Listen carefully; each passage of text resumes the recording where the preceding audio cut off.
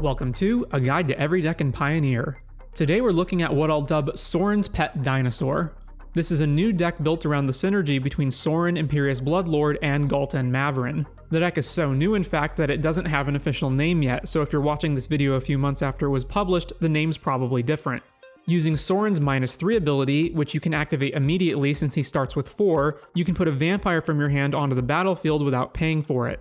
In combination with Galten Mavren, which is a vampire, this means you can get a 12/12 trampler that makes more threats when you attack on turn 3 or even turn 2 if you start with a mana elf. Now, this green-black version of the deck isn't the only way you can build around this synergy, since technically the only thing you actually need is black mana for Sorin. I've seen some Grixis Reanimator or Control decks that use the same Sorin Galta package along with cards like Fable the Mirror Breaker. But at least for now, I think this version is the most promising since it has the maximum power level ceiling by being able to curve a turn 1 elf into a turn 2 Galten Mavren. This deck is very similar to decks like Greasefang or Neoform Atraxa in that you're looking to put a large amount of power on the board very early, which can be an immediate lights out for many opponents if you do. Some decks simply have no answer to Galten Mavren once it's on the board. The decks that can answer it are primarily black or white that have non-restrictive removal like Go for the Throat or Ossification.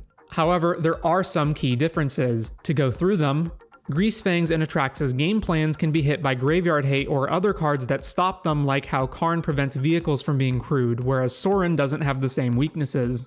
Greasefang itself is more vulnerable to removal than Galten Mavren is, in particular due to heavily played sideboard answers for it like Rending Volley and Ray of Enfeeblement. However, to contrast this, if you can't answer the combo at once, then Greasefang is harder to deal with since Parhelion immediately attacks for 13 and puts 2 other bodies into play, whereas Galten Mavren has to wait a turn to attack and is only a single creature which can be answered by 1 removal spell. Atraxa is also only a single creature, but its ETB draws a bunch of cards, thus refueling in case it's removed.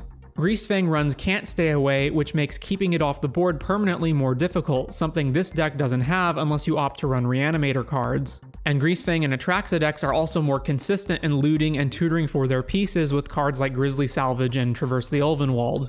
In order to make finding Sorin and Galten Mavren more consistent, the deck should run some form of tutoring, looting, or other card filtering effects, which in this case is Oath of Nissa. You want to make the deck as consistent as possible, which means running redundant copies of cards when you can. To that end, additional heavy-hitting vampires for Sorin to cheat in when you don't have Galten Mavren are a plus. Currently, the best option is Lord Xander, which, while nowhere near as big as Galten Mavren, is still a 6/6 that halves the opponent's hand on ETB and has other effects on attack and death. All of the deck's best sequences are playing a turn 1 mana elf into a turn 2 Sorin and slamming down a giant creature, or doing the same thing on turn 3 if you're missing the elf or it gets killed, you won't always have the cards. So, in the same vein of improving consistency, the green counterpart to Sorin is Fight Rigging, a 3 mana enchantment that can also cheat in the deck's big threats. When it enters, Fight Rigging lets you look at the top 5 cards and exile 1 face down. Then, on combat, it puts a +1 counter on one of your creatures and, if that creature has 7 or more power, lets you cast the exiled spell for free. So, if Galten Mavren or Xander are in your top 5, you may be able to cast them for free even without Sorin. Or, if you have one of them in hand but you're missing Sorin, you may find him in the top 5 as well.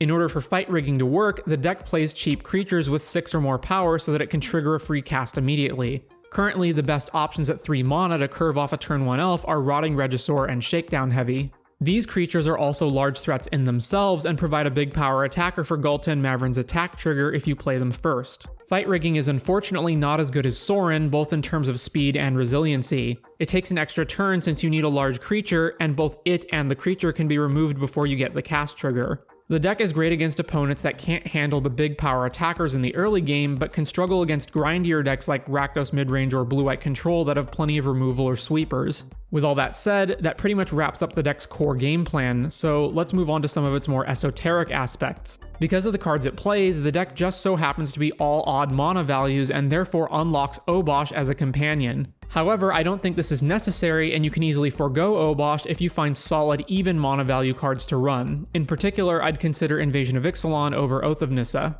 The deck can't produce colored mana aside from green and black, and therefore lacks any way to actually cast its expensive vampires if you don't cheat them in with Sorin or Fight Rigging. However, I don't think this is an issue since the deck wants to win early anyway, and running lands like Mana Confluence for the splash would worsen the mana base. Tips and tricks. Sorin's first plus ability granting lifelink to Galton, Mavren, or Xander can make it impossible for other aggro decks to race you. Additionally, the first plus ability also grants Death Touch, which means Galton Mavren can trample more damage through blockers. Regarding Galton Mavren's attack trigger, the ability triggers from you attacking with anything, not just Galton Mavren. Both modes care about other attacking creatures, meaning you get nothing if you're only attacking with Galton Mavren. The two modes are different in important ways. The first mode puts an XX trampling attacker into play based on another creature's power, which obviously works well with Shakedown Heavy and Rotting Regisaur. This is the mode you should choose the overwhelming majority of the time. The second mode puts X11 lifelinkers into play, where X is based on the number of other attackers, not the highest power, and unlike the first mode, the tokens aren't attacking. This mode is pretty much only useful if you need multiple blockers in a racing situation against a wide board. If your big attacker is Lord Xander and your opponent's deck is based on graveyard synergies like Greasefang or Neoform Atraxa, use caution when attacking them since you don't want to mill something really bad for you like Parhelion or Delve fodder. Even decks that aren't specifically built around graveyard synergies sometimes have a few, like Storm the Festival and Nykthos Ramp, Tyvar and Rona combo, and Kroxa and Rakdos midrange. I hope you've enjoyed this early look at Sorin brews. Thank you to my supporters, and if you enjoy these videos, consider supporting the channel, and take care.